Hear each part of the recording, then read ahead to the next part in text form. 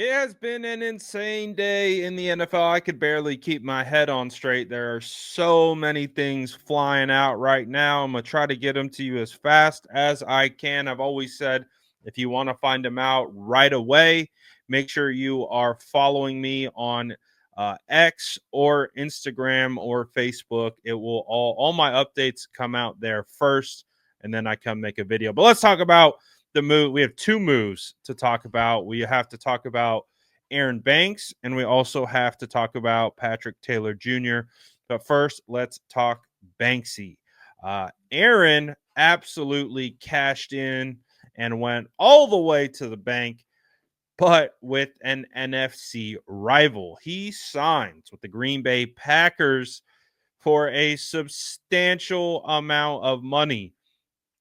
4 years, 77 million to be exact. That is, I get it. It's really hard to find quality offensive linemen. We saw earlier today that the Chiefs signed uh, Jalen Moore to a 2-year, $30 million deal as well. Both of these guys were in the same draft class together. The 49ers took Banks in the second round, and they took Moore in the fifth round. Both of them sign starting contracts today. I mean, Aaron Banks getting that amount of money is crazy. But I will say, I think it was the right move for the San Francisco 49ers. Aaron Banks, in my opinion, regressed last year. I did not think that he played as good as he did the year prior.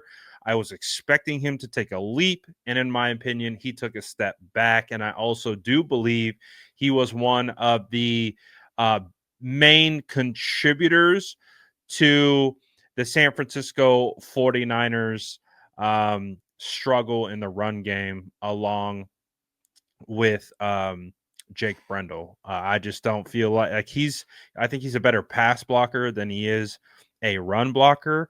But the details literally just came out right now of his contract.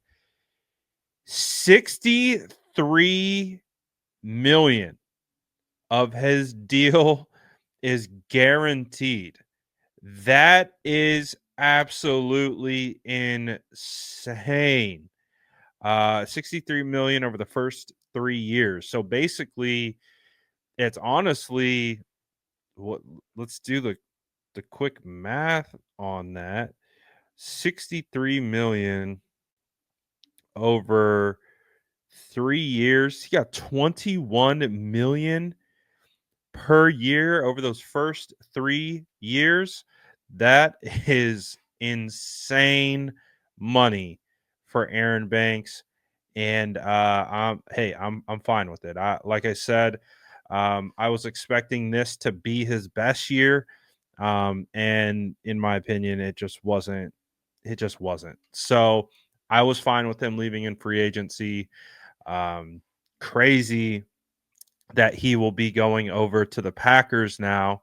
I wish him nothing but the best. I've had the opportunity to interview Aaron Banks, spoke to him for a solid 5-6 minutes at the Super Bowl 2 years ago. He's a great guy. Love everything he's brought to the table, but clearly a lot of changes coming from the San Francisco 49ers, and a lot of people have interest in bringing him in. So good on him. Crazy, crazy deal. But let's talk about who the 49ers signed. So the 49ers, they've been more quiet on the signing front. They made their second signing to pair with tight end Luke Farrell. I made another video about Luke Farrell previously on another page or on the YouTube channel. So if you want to check that out, I kind of go a little bit more in depth into that. But the 49ers bring back Patrick Taylor on a 1-year deal. I like this move. I talked about this kind of in the lead up to free agency. I was hopeful that Patrick Taylor would stick around. I think he's a super underrated back. He's a hard downhill runner, special teams guy. And he's sick, like he's big. He's like 6'3". And he's the biggest back that the 49ers currently have.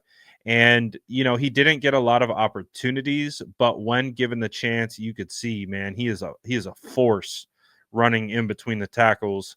And I like him. I really do. So I'm glad that Patrick Taylor came back.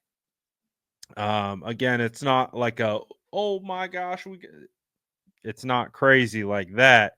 Um, but the 49ers need depth. They need, like, if anything has come from this whole situation with free agency, is they need depth. They have only, for the most part, got rid of players. They have traded Debo Samuel. They have let two offensive linemen walk. They released um, Malik Collins. Uh, Talanoa Hufanga leaves. Elijah Mitchell leaves. So they need depth. Yes, splash signings would be fantastic. And we do know that there have been conversations with the 49ers and Jameis Winston about being the potential backup. But it's it's a big draft coming up. And again, I think the moves that the 49ers are more interested in are depth pieces or cost-effective potential starters.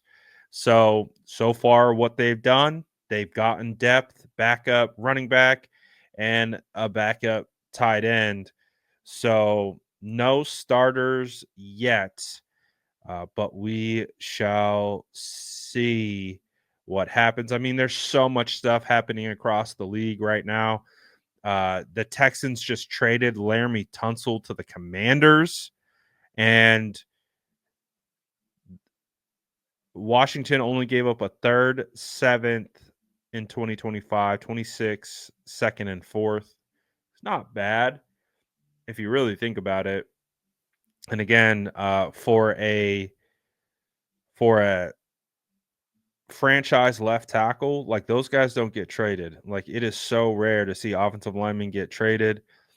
Typically, offensive linemen don't really hit the open market. That's why I think you're seeing the prices that you're seeing for these guys. So, pretty crazy time, man, right now. Waiting for a lot of things to continue to happen, but whew, moves are happening. The first day of legal tampering has not disappointed, at least in regards to league-wide news. Now, I'm curious to know if you are disappointed as a 49er fan, considering the 49ers have only made 2 moves and a lot of players have left, and we're expecting Charvarius Ward to sign somewhere else and potentially Dre Greenlaw. So let me know what you guys think in the comments below, and as always, make sure to like and subscribe. From Rep.